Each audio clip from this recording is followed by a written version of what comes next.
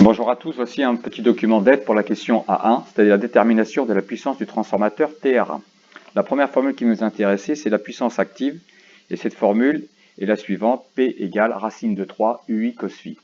On n'oublie pas la racine de 3 parce qu'on est en triphasé, et bien évidemment, phi étant le déphasage entre la tension et le courant.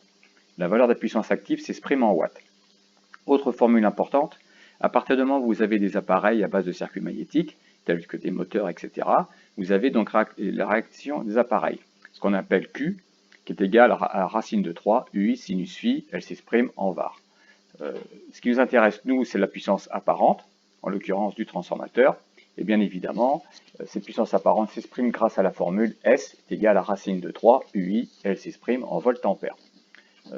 Comment on passe de l'un à l'autre? Tout simplement en utilisant le théorème de Pythagore dans un triangle rectangle qui vous dit que la puissance active est située ici. Et bien évidemment, nous avons la puissance réactive des appareils et on passe facilement de l'une à l'autre en utilisant l'hypoténuse par la formule S égale racine carrée de P carré plus Q carré. Ce qui nous intéresse dans ce triangle des puissances, bien évidemment, c'est les différentes formules qu'on va rencontrer si on cherche une valeur et qu'on a les deux autres. Donc en fonction soit du déphasage, soit d'une puissance, quelle qu'elle soit.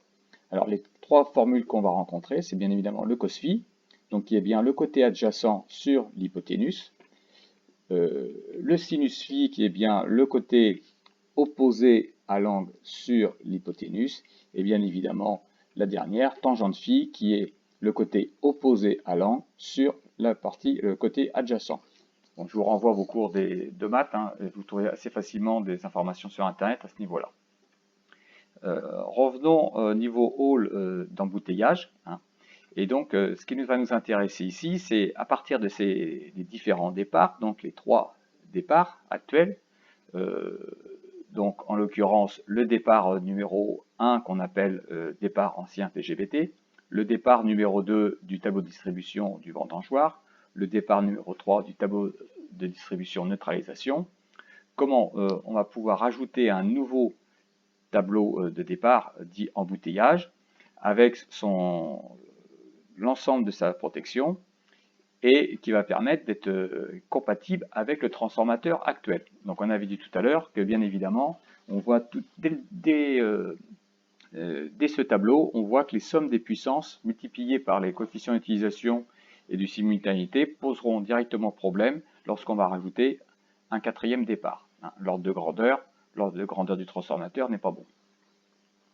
Donc là, pour vous aider à la question numéro 1, donc préciser la puissance active et calculer la puissance réactive consommée par le départ d'embouteillage en complétant les lignes d'embouteillage du tableau.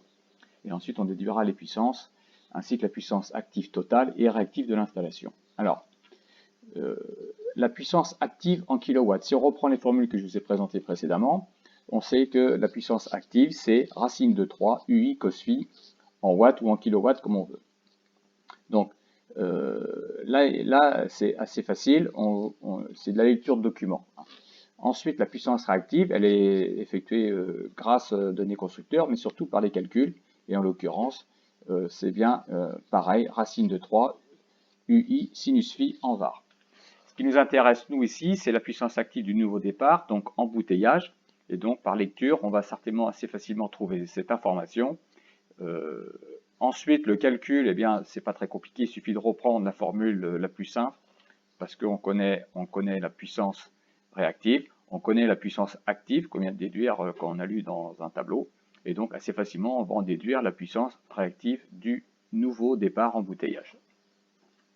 Ensuite, on vous demande en déduire les puissances installées, donc bien évidemment, on sent que les puissances installées sont bien la somme de toutes les puissances actives, et de la même façon, la puissance réactive est bien la somme de toutes les puissances réactives. Bon, à ce niveau-là, pas de difficulté. Donc vous avez une première question où dedans on va retrouver de la lecture de documents, de l'application de formules, et puis bien évidemment la somme de toutes les puissances, parce que nos cas de départ sont en parallèle, donc on additionne bien les puissances. Dans cette question numéro 2, donc là on vous demande de déterminer les puissances actives et réactives en fonction des coefficients d'utilisation et de simultanéité des appareillages. Donc la question est très simple. on vous donne la formule, et donc en fait, vous avez juste à appliquer, à faire le calcul en fonction de cette formule. Donc que ce soit sur la puissance utilisée ou active utilisée ou la puissance réactive utilisée, aucune difficulté à ce niveau-là sur cette question 1A, 1,2. La question d'après, on vous demande de déduire de la puissance apparente, donc on est bien sur la puissance apparente du transformateur à fournir, en considérant que les puissances d'utilisation sont 880 kW et 520 kV. Donc ces valeurs ici vous permettent de voir si l'ordre de grandeur à vos réponses à la question A1, 2 sont correctes. Donc là, aucune difficulté, il suffit juste de connaître la formule et appliquer cette formule par du calcul. Donc la formule, vous vous rappelez, c'est on reprend le fameux théorème du Pythagore dans un triangle rectangle, et donc bien évidemment, on va en déduire assez facilement l'hypoténuse, car on connaît la puissance active, qui est le côté adjacent à l'angle, et la puissance réactive, qui est le côté opposé. Donc là, aucune difficulté, on applique S égale racine carrée de P carré plus U carré, et donc on doit en déduire assez facilement la puissance S. Bien évidemment, on fait attention à ne pas reprendre les informations de la question A1,2, mais bien celles qui sont données à la question A1,3. Donc aucune difficulté à ce niveau-là, il suffit juste d'appliquer la formule du théorème de Pythagore dans un triangle rectangle. À la question A1,4, eh bien là on vous demande de voir si le nouveau transformateur, enfin si l'ancien transformateur est compatible avec la création d'un nouveau rôle. En l'occurrence, est-ce que le transformateur de 630 kVA est compatible pour accueillir la nouvelle puissance de 448 kW du nouveau départ. Vous vous rappelez, tout de suite dès la première diapositive, vous avez dit qu'on pensait qu'il y avait un problème de simultanéité d'utilisation. Donc on sent bien que le transformateur doit certainement être juste pour absorber le nouveau départ. Donc là, il suffit de connaître à peu près l'ordre de grandeur de ces puissances qu'on rencontre. Et donc, actuellement, on est sur du 630 kW et on voit assez rapidement que la puissance qu'on a besoin est plutôt située dans cette fourchette. Donc, bien évidemment, on sent assez facilement que l'ancien transformateur va être à changer, TR1 va être changé par un transformateur de puissance apparente plus puissante, bien évidemment, parce qu'on a un nouveau départ à créer. Voilà. Et je vais rajouter une dernière image qui correspond au schéma de ce nouveau départ. Donc, on a bien le nouveau transformateur qui est certainement à changer au regard des quatre questions précédentes.